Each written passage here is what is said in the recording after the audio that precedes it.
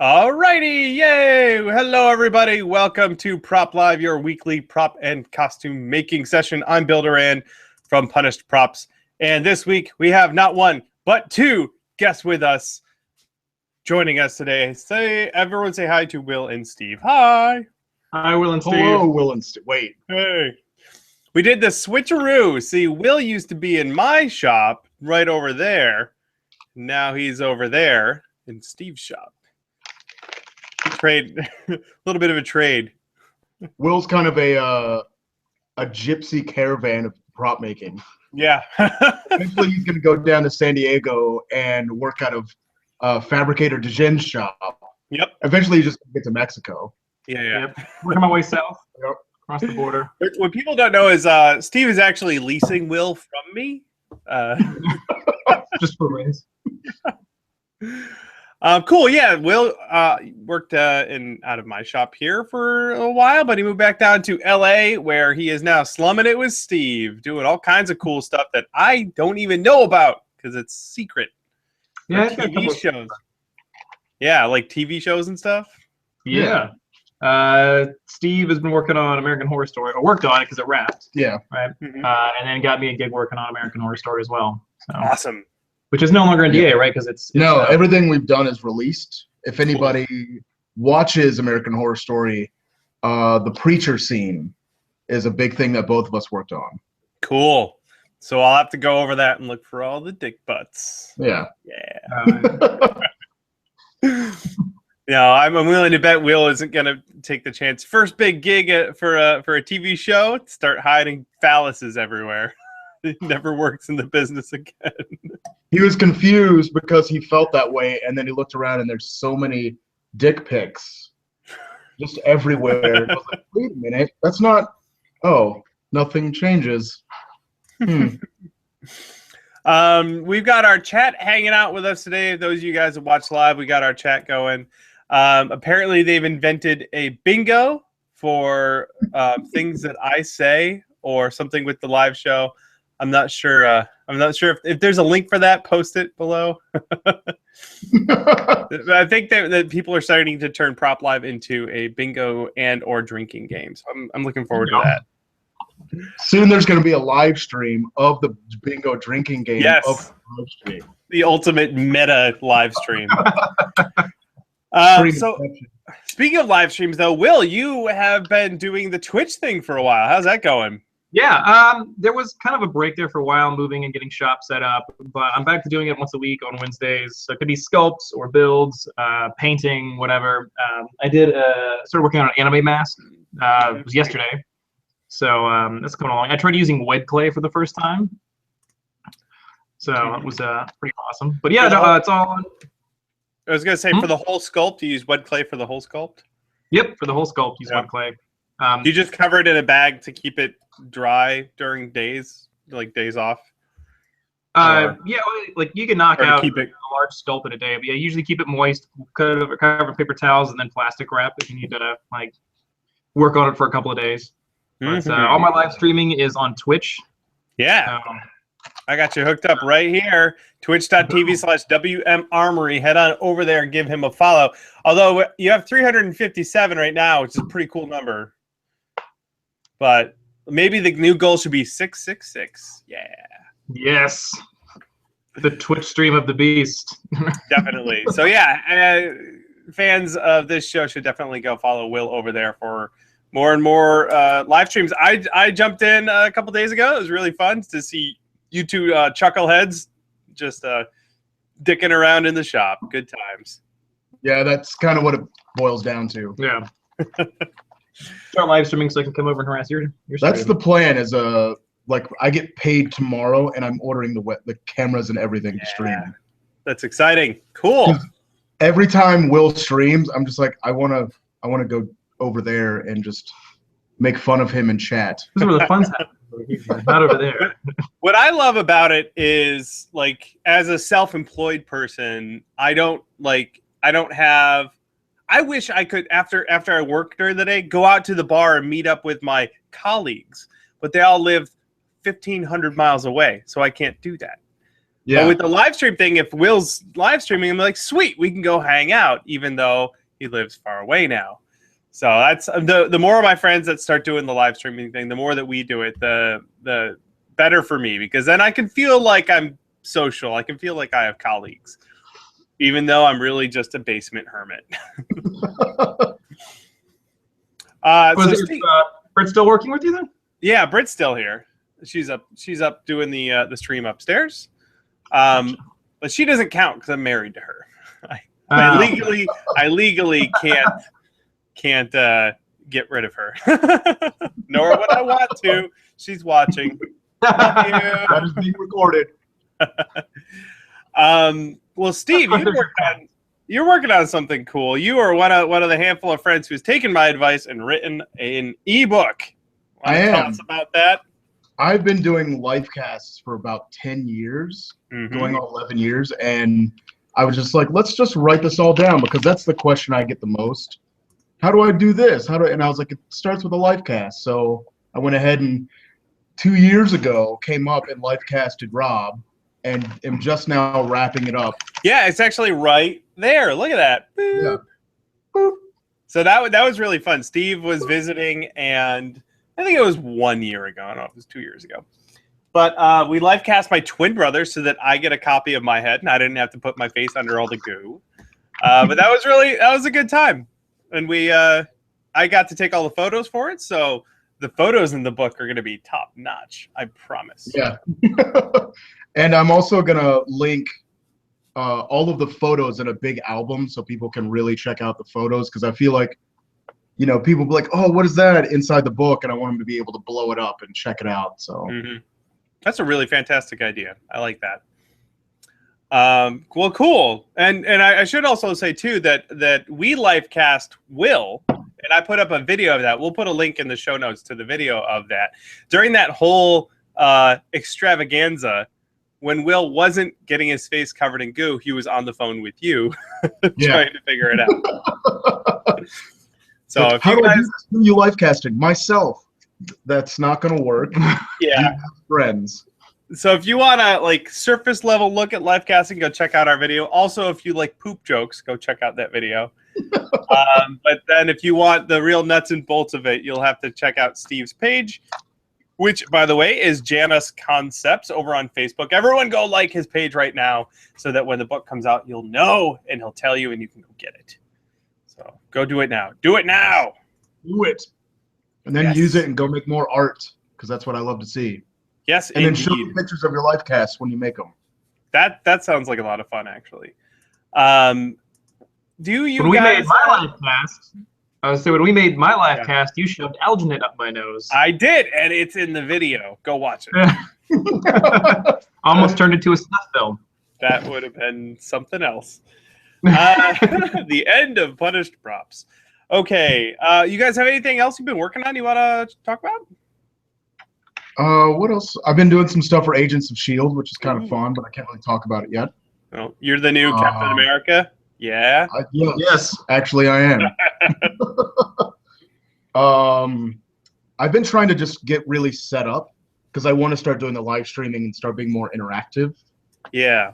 And doing more of the teaching type deal. So you guys, you're in a garage now. Is that where you guys are living? And did you recently move there? Because I saw you were building benches and stuff. Yeah, we got a place in Reseda, right down the street from the Cobra Kai dojo. Oh, sweet. And we've got a nice garage that was empty that I loved, that I was like, oh, we get to build this from scratch instead of trying to work around something. So we've been gradually building tables. Soon we're going to put up drywall. We're Had wiring done. Yep. Gary from Beer Money Props actually wired our garage for us. Oh. Turns out he's some sort of electrical engineer. He's like an afternoon. Like he's certified legit at that stuff, apparently. Yeah. So we have each wall as its own breaker. We have the ceilings. What's that like? I know, right? Yeah. Never having. What did we have? The one time you actually blew it, there was a heater, a blow dryer, a power drill, and some lights on it that finally took one wall to blow out. Yeah. That's awesome. I'm going to have to come check it out. I'll be down in LA, I think, in April, so I'll have to come say hi. What are you coming down for? I'm gonna go to Disneyland. Awesome. For family stuff, but Awesome. also Disneyland. Yeah. Hey. Fantastic. How about you, Will? You got anything you're working on? I just finished another project right over here. Yes. Oh, that's right. This is what you were working on the live stream. Yeah, I was pitting this in the live stream, did a quick build of this. This is all EVA foam, but it's Athena's shield from Borderlands pre-sequel. So all foam fabricated, and I gave it a cel-shaded paint job, which was interesting. I've never actually done that before. Cool. So painting something, not to make it look realistic, but to make it look like a cartoon. How's the rest of your Athena costume going? Oh, that was all I was commissioned for. That's not. Oh. I'm not wearing the Athena costume. It's not nearly as revealing as his other costumes. Yeah. Cool. All right. Well, that's enough chatter. I say we go and start answering some questions, of which there are many. How do you guys feel about that? I love questions. Good. Bring it on. All right. Hey, Patch, one of our regulars wants to know, do you have any ways of diffusing lights when you don't have much space to make a gap for embedded LEDs? What do you have to say about that, Will? I know you've done some lights. What did I ended up using that was actually pretty good For diffusing? Vellum's not bad. Yeah. You can use vellum, which is like the kind of the very thin, milky colored plastic. It's still kind of hard, like especially the brighter lights you have. It still wants to you'll have more glowing spots. What you can actually do is go to an art store and look through, take a light with you and shine it through different pieces of paper. So you can go and see vellum pages and marker pages and different sketchbooks that are made out of different weights of paper. And you might be able to get what you want out of that. Yeah. You could also go stack the paper too, like 1, 2, 3 layers. Yeah, to see what you're going to get out of it. I like to picture you just wandering the aisles at an art store, picking up a page, shining a light through it, and going, "No good," throwing it on the floor. No, I'm good. Just literally throw it over and not back, even though I'm just staying right where I got it from. The poor college student working at the art store is like, "Oh, he's back again." Oh, that guy. Yeah, light diffusion can be a fickle mistress depending on the type of lights you have. So experimentation is key. That's one thing I found from film lighting, where you have this giant light and plenty of space to put in front of it, to suit lighting, where you have no room whatsoever to put stuff in front of it. I don't really like the EO wire like that. It's distributed along a cord, but the problem with EO wire is it's not very bright. So I'd also recommend EO wire. Like in the daylight, you're not going to see it. Nope. Good luck with your lighting solution there. Hey, Patch. It can be an uphill battle. All right, next question. This was from someone named Probably Chuck. It's probably Chuck. I like that. I've been wanting to dive into the crafting hobby, but I find myself not knowing where to start, what I want to make. Everything seems daunting. Where is a good place to start, and how did you get your foot in the crafting water? That's a good question. What do you guys think? I started with sculpture early on. I decided I wanted to make shapes and whatnot, and I just went out and bought some crappy water clay from an art store and just went into it and saw what I could do with it and made basic shapes. But that was 10, 12 years ago, where I was like, I don't know what I'm going to do. But now you have access to everything like EVA foam, or I don't know, I'll do it out of this. And the information is to do whatever you want. But I always recommend starting with sculpture and starting with painting. I got into went to Dragon Con and then saw all these amazing costumes and was opened up to a whole new world, and I really want to make a Mass Effect costume, and I found somebody who made one, which was Dave Carpenter, Evil Effects. Told me how he made it, and so I started researching EVA foam and just went for it, and it was all downhill from there.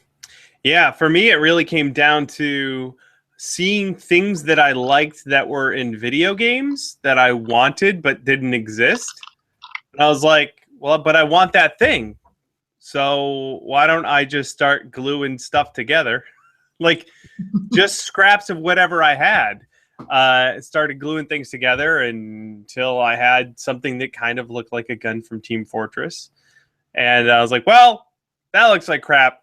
Let's do that again, only better. Basically what I did. I remember my buddy that I grew up with, he got into the arts long before I did. And he made, I don't know if you guys are familiar with The Max. Yeah. An old animated TV show. He made a full-size that is about a foot tall. And he made it out of Sculpey. And it took him forever, but I remember that thing being done. And I was like, I want to make more stuff like that. Yeah. Like, that sounds like a lot of Sculpey. It is. He was like, I had no idea this was going to be like 100 pounds. Yeah, that's awesome.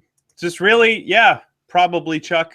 Just see a thing that you absolutely can't live without, but it doesn't exist, and then go find a way to make it. Trial and error.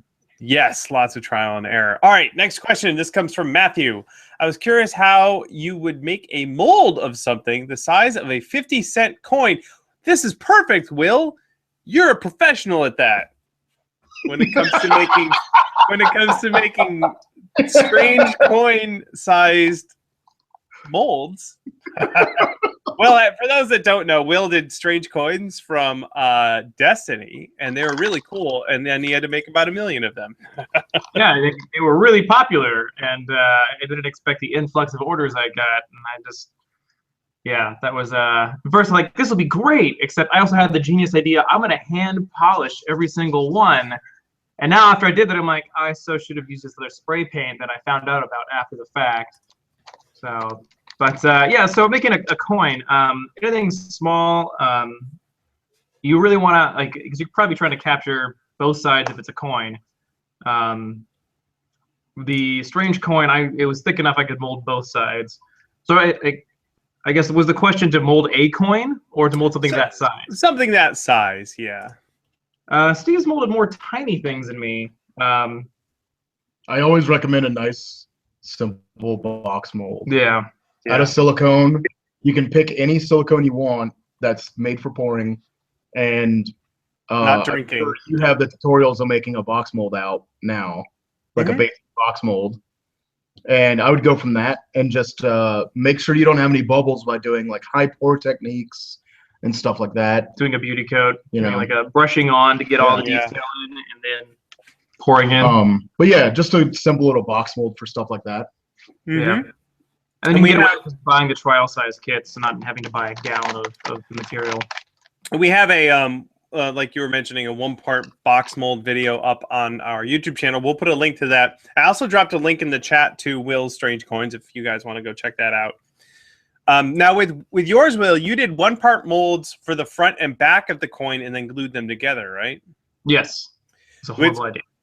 It's if you have to do a lot of them, it's a pain in the ass. But then you don't have to worry about cutting off a pouring spout on something so thin. So it's a pretty good solution. Yeah. Super cool. The reason I had to do it that way too is because I cold cast it, and you can't have any like seam lines that you can cut. So had I not had to do that, I probably would have done 1 mold, 4 mold, and then just sanded down the seam. Yeah. Make it easier. You live and learn. There you go, Matthew. Thank you for your question. And another thing to consider too, even when you're making molds, even though you have a mold, you are able to make many copies. The way you make that mold and the way you finish the piece may make it more challenging. Like you may mold it in a different way so that it's easier to make lots of copies. It's one of the sort of weird nuances to mold making that you don't really figure out until you do about a few dozen of them. All right. Next question comes from Josh. He's excited to see the video we're going to do on rotocasting. Will knows a couple things about that too. He's about to mold and rotocast his first thing. It's a Krang android head. Awesome. And he's waiting for his Thi-Vex. Will his Rebound 25 get thick enough with enough coats without the Thi-Vex? No. I would wait. Yeah. Yeah. Yeah.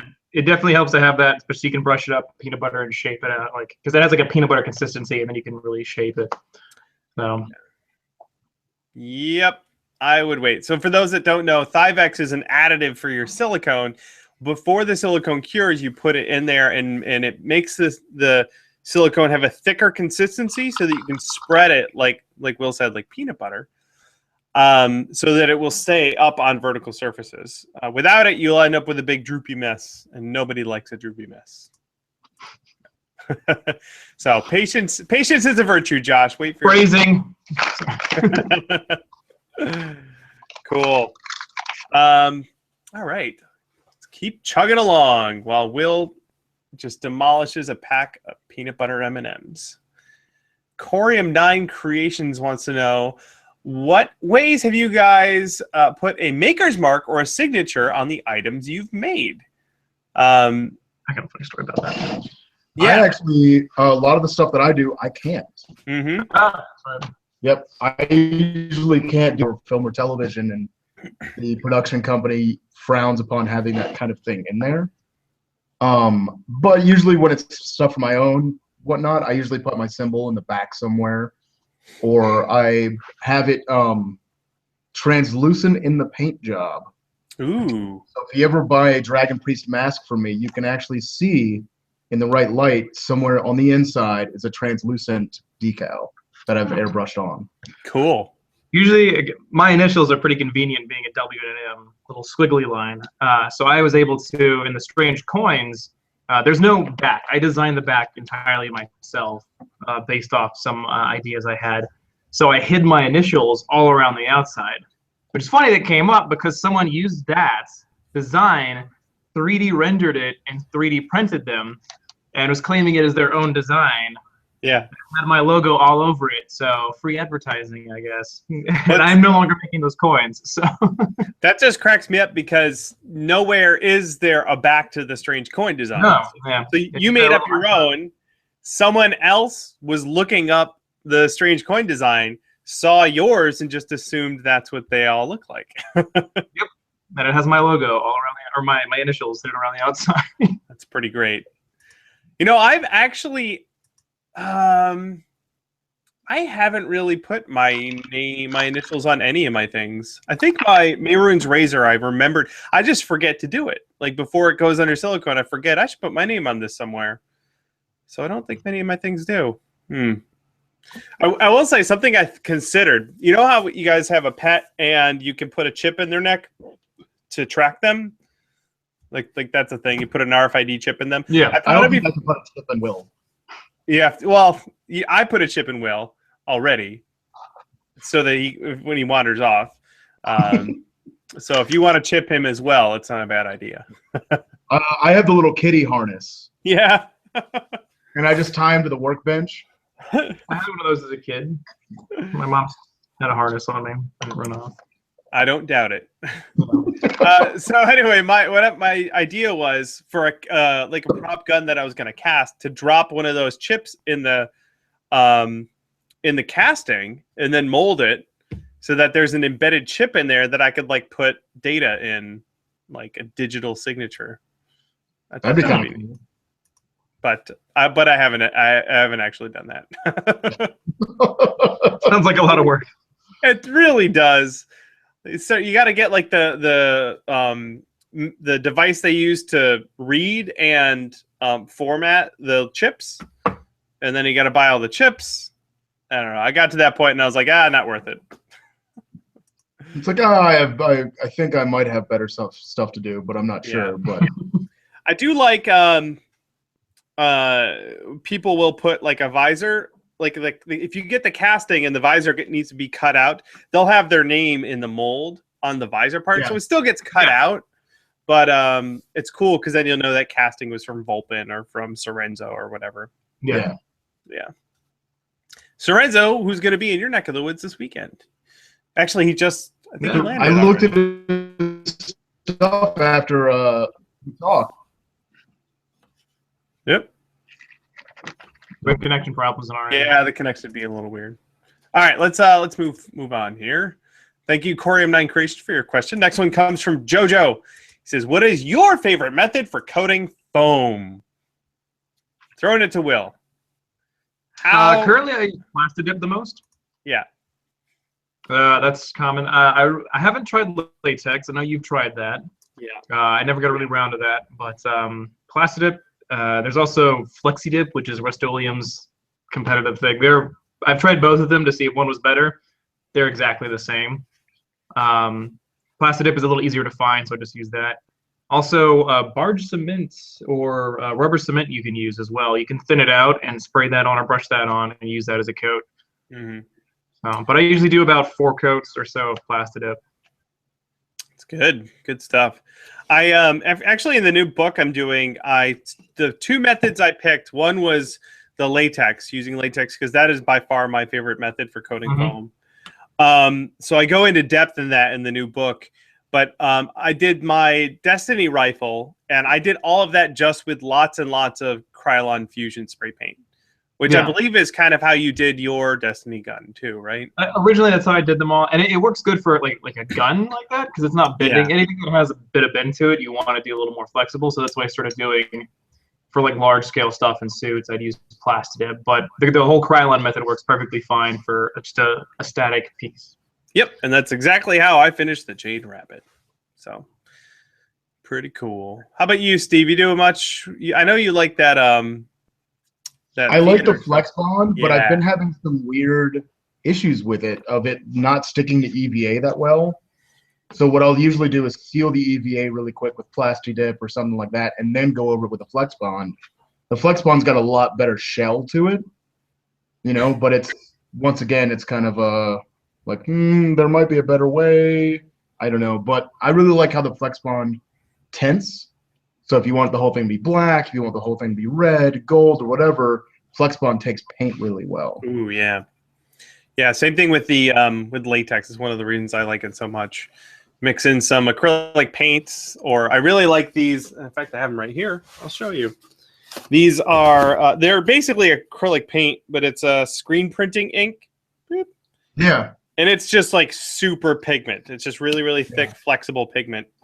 So I like that a lot to mix in with the latex for tinting. All right. Thank you, Jojo, for the question. Man, I could talk about foam all day. Next one comes from Spinny.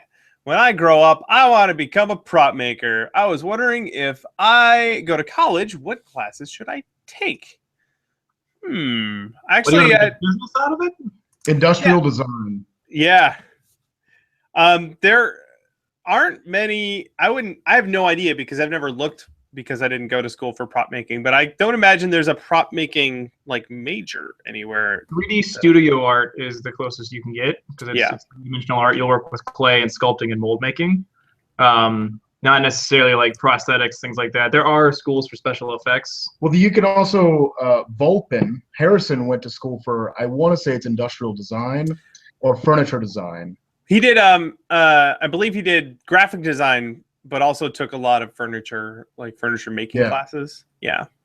So that's actually a really good point to make, though, is whatever you do end up going to school for, while you're there, see what other classes are available. So maybe something you could minor in, or if there's just a class on mold making, take it. But, business classes. Yeah, take business classes for sure. If you're going to be, especially anything with marketing, because even if you do, like I work for myself, but even if I work for someone else, marketing, the skills you learn are a great way to sell yourself to potential employers. So the skills you learn in something like that will pay off in whatever field you end up going into. Yeah.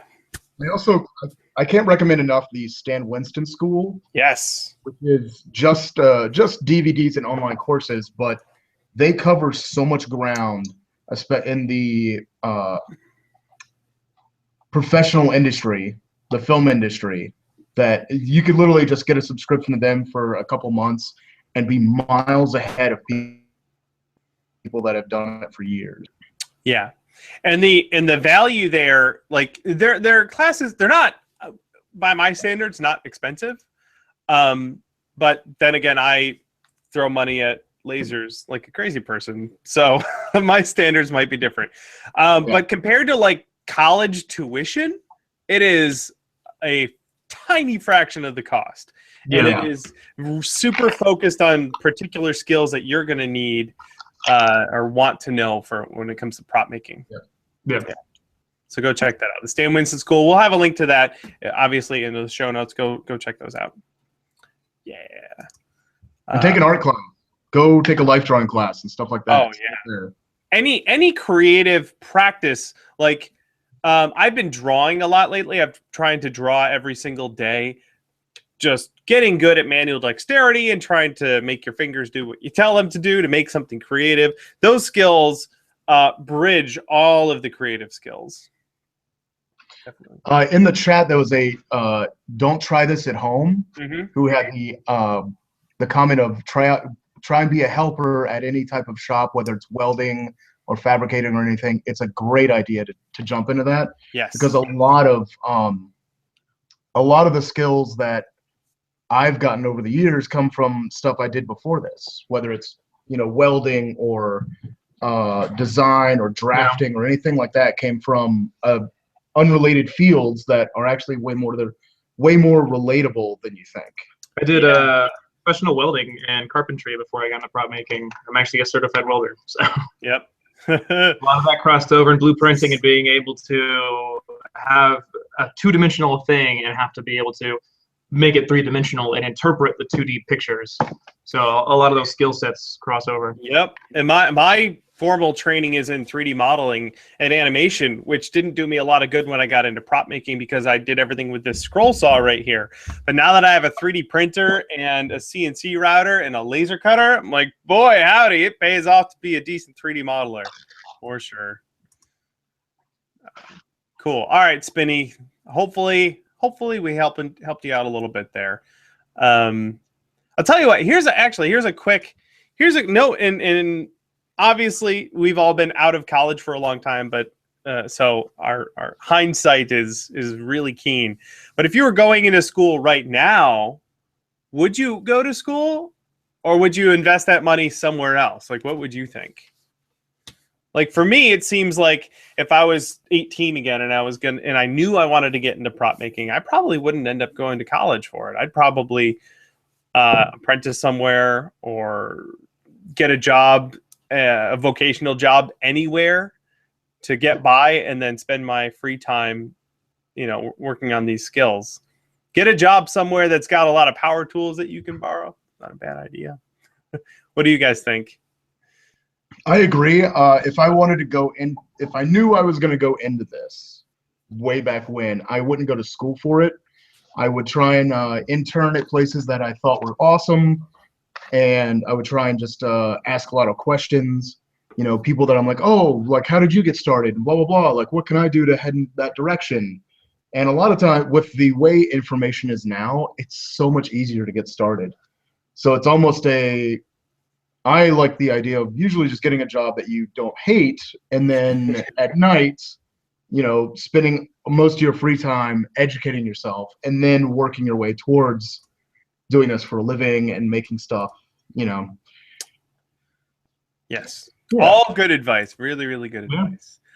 All right. Next question comes from Peter, and he says, what are some future projects that will be on the show, or something else that you're working on? He thinks a foam set of Mandalorian armor would be cool. Well, I have bad news. I'm not making foam Mandalorian armor. Sorry. But I do have a lot of other really amazing projects coming up. Speaking of Star Wars, this is just the handle, but I've got a handle for my blaster for Rey's gun from Star Wars. So that's something I'm working on. I'll have a video for that coming up. Do you guys have any fun projects on the horizon that you're looking forward to? I'm about to start a project with Blizzard that I can't talk about on the show. That sounds awesome. Very exciting. Other than that, I've kind of told myself that I'm going to do a lot more of my own personal projects this year, which includes a lot more leatherworking, a lot more branching out a lot more, because I don't get the chance to at work, because it's usually, go in, here's how we're going to do this today, or here's how we're going to do that, and I kind of want to try a bunch of new things. So that's where I'm at.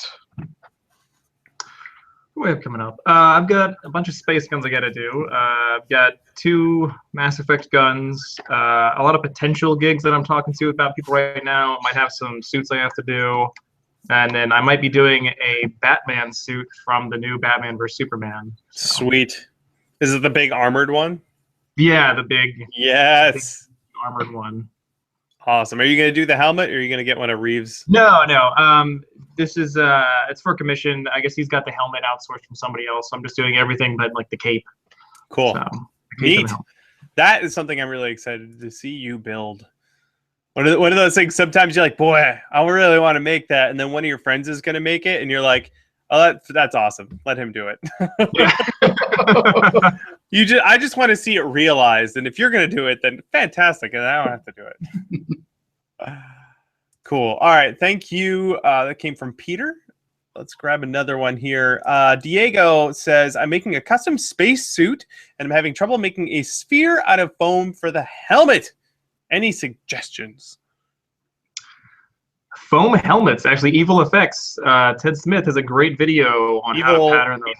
Evil Ted Smith. Evil Ted. Evil. Another evil. Yeah. Evil. So many evils now. He does a great video on getting like dome shapes and shapes to fit the head. He did one. Look up. Holly Conrad had a mascot making video where they made a big round head out of foam, and I think you could probably we'll find that link and throw it in the show notes. But the concepts are the same for the sort of patterning you would do for that. Yeah.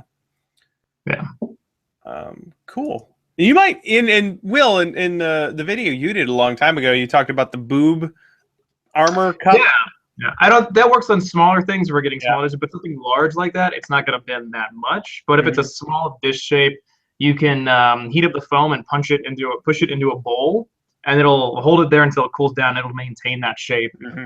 For the shield, I actually to get the dish shape on the shield, I use the base to this fan. Oh. You can see the silver lines I have on there, and I just laid down tape, peeled that off, and then I had the shape to have a dish circular shape. And I did that, so there was like 6 sections. Cool. So, oh, sorry. I got a new computer, and it's got the, you can talk to it and ask it questions, and there's like a trigger for it. And I guess I accidentally just activated that. So. Your computer. Steve does it all the time, talking to me. Like, it'll bring up my search window and Bing anything he says. So it's fun. I got to figure out how to turn that off. All right. Well, that one came from Diego. Good luck with your giant sphere. It's challenging. Taking something that's totally flat and turning it into a sphere is challenging. So good luck, sir.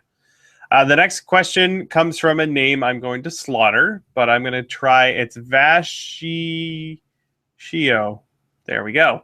I'm curious if you or anyone you know has tried using a wood planer for removing the textured side of floor mat EVA, or you think it would muck up the planer. I'm guessing it just plain wouldn't work. What do you guys think? Or it would fling it out the other side like a projectile. I mean, it would be fun to try. Now, I have been to where they make foam sheets. What they do it with is this giant 4x8 planer machine, but I don't know. I would not try that at home. No. You know, I think if you had like a drum sander, it'd be worth a try. Yeah. For thin strips, you can actually use a bench bandsaw. What I've done before is I have the guide on there. I've used that for thin strips. For large sheets, using a bench sander and just slowly sanding it down. Or you can actually Atlas Foam up here. We have one of the foam suppliers, and usually there's places that sell foam. If they sell like a foam for upholstery and things, you can buy it without the texture in whatever thickness.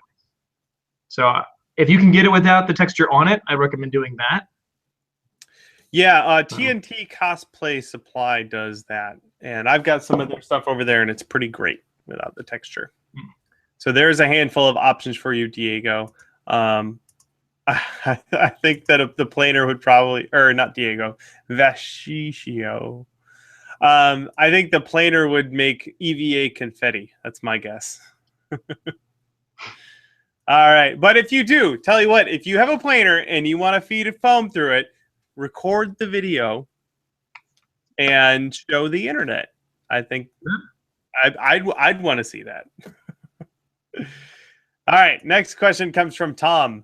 Hello. I just made my first matrix mold. Yeah. I have 2 questions. Yeah. That's like leveling up as a prop maker. How do you deal with air bubbles in the fiberglass layer? And what type of resin do you use for bigger props? I guess for casting stuff. He can't get smooth on projects. He lives in Norway. The way I handle getting bubbles in the surface of your fiberglass is instead of first glassing to it, I take some Bondo and I put some of my fiberglass in it and I make it about the consistency of house paint. And I paint that on and then let that set up and then glass behind it. And then I just slowly use a chip brush and just slowly tap it down, and just work the bubbles out. But the Bondo layer is really good about getting rid of your surface bubbles, which makes everything a lot more smoother. Yeah. We did something similar. We just used an epoxy. We used, again, it's a smooth down product, but any gel coat epoxy. We do a couple layers of that first before putting the fiberglass on after that. And for the fiberglass, there's different weaves of fiberglass, or you can use the stuff that's like pre-shredded. And the shredded stuff will tuck into little corners and stuff a lot better than like the flat panels of fiberglass. And that's where I found I would get the most bubbles. If I was trying to fold a sheet of fiberglass into a little corner, it would eventually buckle out a little bit and create a bubble behind it. So, and there's also a material called Cabasil, which is also called fumed silica. Don't use this stuff inside. It's a powder that you can mix in with polyester resin that you can thicken it and turn it into a peanut butter paste. You put that onto your mold first. Yeah, wear a mask. Yep. It is a carcinogen. And then you can butter that on and then put your glass over it, and it fills in all the areas that the glass won't lay into. Yeah. And it'll remain strong. I do know a lot of people, because when you make a matrix mold, you make the raised registration marks too. What a lot of people will do is they'll put their first like gel coat on whatever material it is, and then they'll fill those gaps in with something like freeform air. Because it's lightweight. You can just basically make your surface featureless before you put the fiberglass on top of it. Yeah. And I actually just did a full syntactic mold here in the shop that I'll have photos up as soon as they can be released. Awesome. That explains a lot of that process. Cool. Very, very cool. And then as far as the resin for bigger props, I usually just go with Smoothcast 300, just a normal urethane resin for most things. So that's what I would recommend. You guys agree? Does this sound good? Yeah. All right. Sorry. Yeah, I don't know what.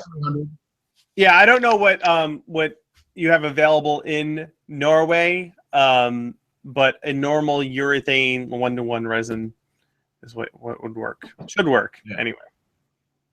All right. Ooh. Also, you can pass out fiberglass as well. Yes, you can. That's something I'd like to try at some point. That one came from Tom. Thank you very much. Next one comes from our pal Sam over at BioCosplay. He's curious about the streaming software that we've been using to stream on Twitch. What have you been using there, Will? I use a free program called OBS, Open Broadcast Software. It's free to download and works well with Twitch. And then I'm taking notes because I need to know this information. I'm going to start streaming next week. Yeah, OBS is a great program, and I use Google Hangouts. OBS works on Twitch, and there's YouTube videos on how to link your Twitch and how to set up OBS that make it pretty easy to get everything going. As far as the camera goes, I use the Logitech C920, and I just use the mic on that. Yeah. We're similar. I'm using XSplit right now, but I think we're going to switch over to OBS here in a little bit so that I can stream from my Mac. But I have 2 of those webcams you just mentioned. I have this. I'm going to carefully.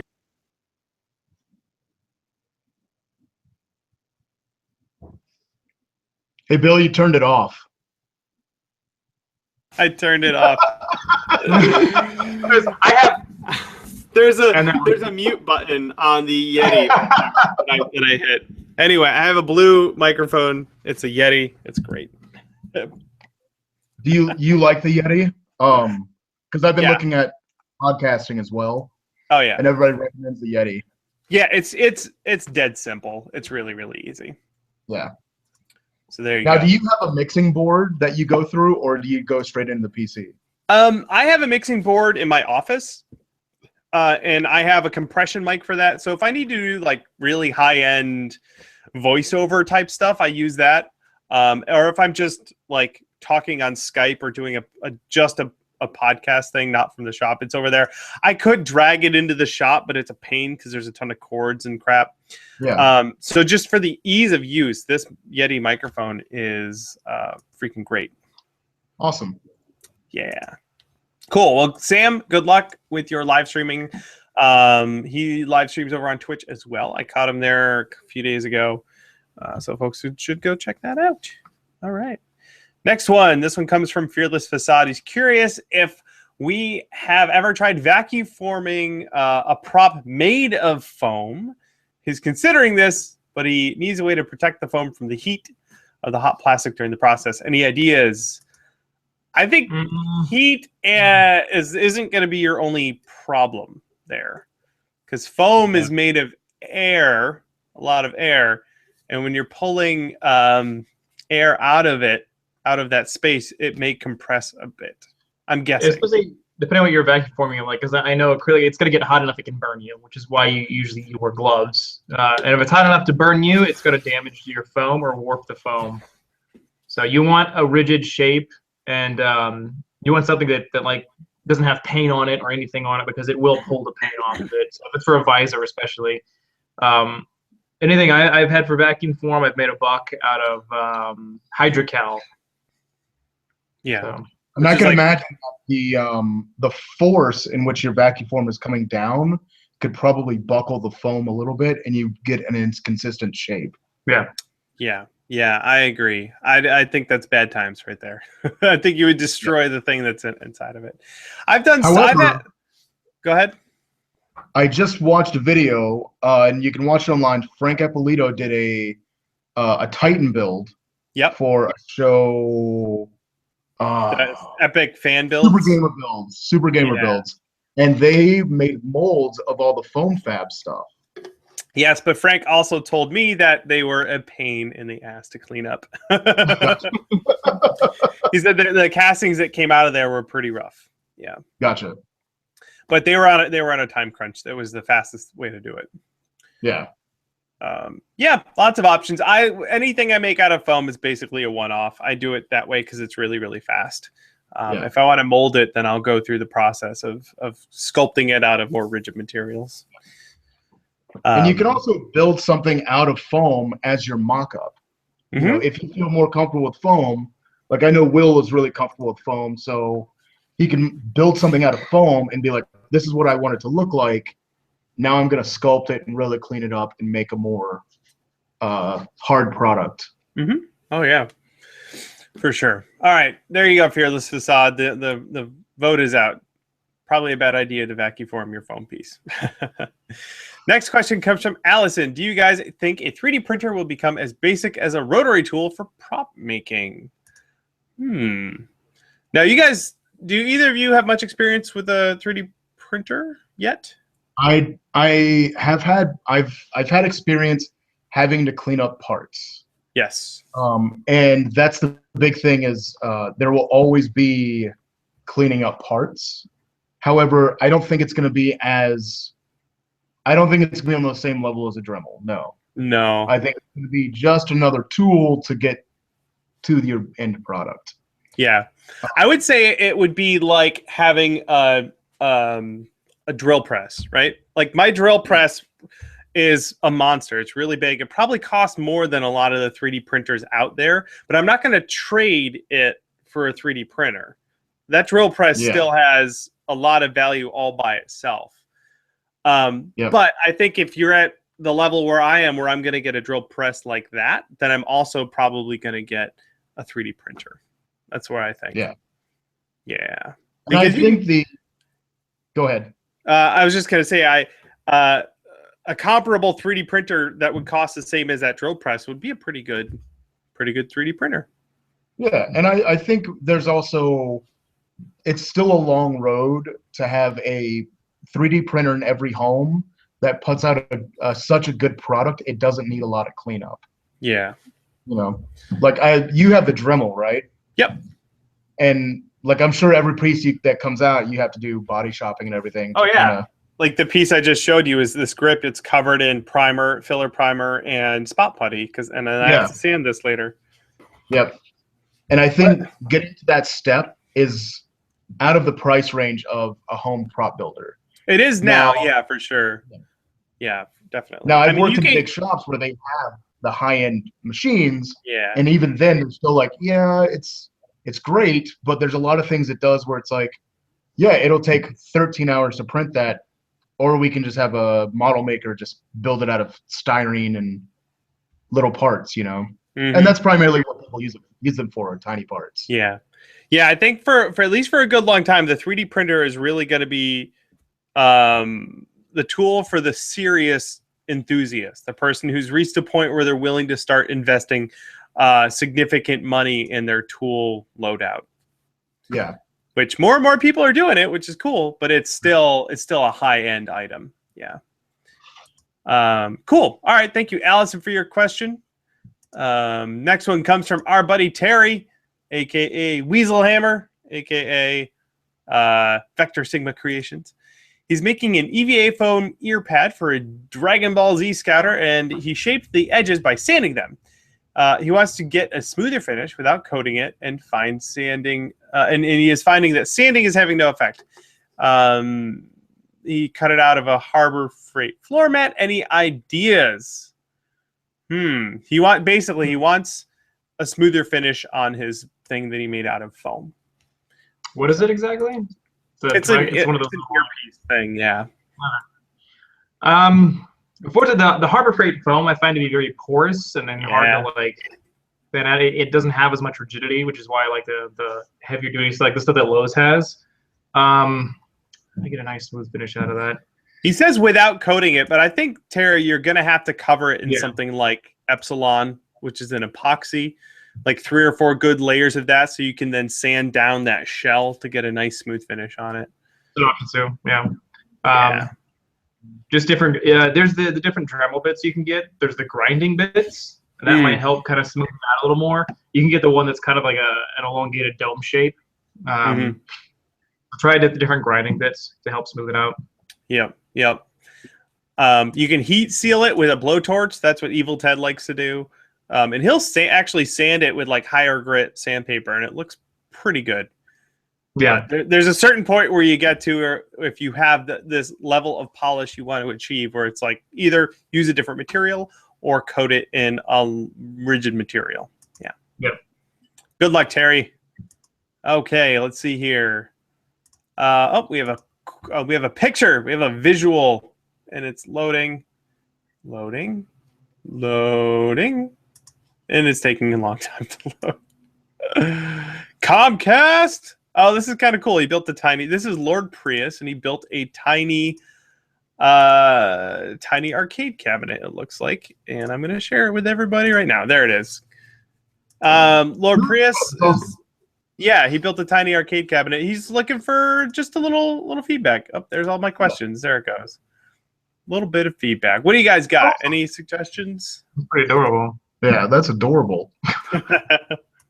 And I know how small it is because I have the same camera stand it's in front of. That is tiny. It is. If you're looking for feedback, it looks like the forms are really solid. The thing you just work on time after time is just your finish, your polish, how clean all your lines are, and a lot of that just comes from a lot of practice. Yeah, and I see that there's a logo here. I'll just go again. I'm guessing it's an Atari logo. It looks the picture's a little small. You may try working on some stencils. Like you can cut your own stencils from masking tape. In fact, I have a video for that. We'll put it in the show notes. You can cut your own stencils out, and then you lay that stencil on, brush your paint on, and then peel it off, and you'll have a decal that looks like it was made from a machine. You can also go to modeling and hobby stores and get masking tape that's like a 1/16 of an inch thick and up for making tiny little models and stuff. And it's for like all the miniatures, and that works great too for small scale stuff. Yes, yeah. So that's my recommendation. Just the fine details, the finish on your work. But that's really cool. Thank you, Lord Prius. Cool. We got one more question here, and then we're just about done. This one comes from Warlock. When you add a foam core into a cast, like the one like from the video I did with Jessica Negri, do you seal the foam to avoid things like bubbles when you add it to the resin? I never did, but it does melt. The EPS does melt a little bit, so there's some bubbles, but then I just fill them with Bondo afterwards. It's not the best method, but it is the easiest method for taking up a lot of space inside of a casting without having to rotocast it. Yeah. How about you guys? Do you guys have any other methods for if you're casting something you want to make it light, other than rotocasting it? If you want to do it quickly and kind of cut down on the weight, do you have any ideas? Different things you can cast out of. There's Featherlight, which is a product by Smooth On. You can also, and it takes some finagling, but you can skin it in a hard resin and then back it with foam, with a 2-part urethane foam. And that's usually how I do really big, light things, is I skin it a couple times where it's nice and opaque, and then close it, roto a layer, empty it out, and then fill it full of foam. And that tends to give you a really nice light prop. Cool. Yeah, I like that idea too. You could do it. You could even do it like we were saying before, doing a depending on the type of mold you have. If it's like a helmet, or I guess it wouldn't work for a helmet, but you could do an epoxy fiberglass layer and then backfill it with foam, or like you said, just slush cast it with urethane and backfill it with foam as well. I'm thinking actually, I've got my giant District 9 rifle. I should have done that. That's how I should have done that. Because that thing is so stupid. The one that I did for Comic-Con was so stupid heavy. I should have slushed in a couple of layers of like 300 and then backfilled it with some expanding urethane. It would have been a lot lighter. Hindsight is 2020. Yeah. Cool. All right. Well, that is perfect because we are out of questions. Thank you guys in the chat for sending us your questions. Hopefully we helped a couple of you guys on your adventures. Thank you two knuckleheads for joining us today. Yeah, where should everyone go to see all your stuff? You can go to janus-concepts.com or at @SpecialEffectsicon on Twitter. That's usually the best way to find me. That's one of my favorite Twitter handles, by the way. Here you go. Janus-concepts.com. You can see a whole bunch of cool stuff that Steve has made, for sure. How about you, Will? WM Armory at wherever you want to go. So I'm on Instagram, Twitter, Facebook, and Twitch, and it's all. Uh-oh. We're good. Go ahead. The internet hiccuped. Okay. WM Armory everywhere, basically. Everywhere. Instagram, Twitter, Twitch. Especially Twitch. Go check out the live streams. That's a lot of fun. Yeah. And then I also have a Patreon, which I need to do a little more work on. But I started doing that a while back. So, and that all goes towards my live streaming and content. So, yep. Wonderful. Well, thank you again, guys. Thank you, everyone, for watching live. And we will see you all next week. Yay! Bye, everybody.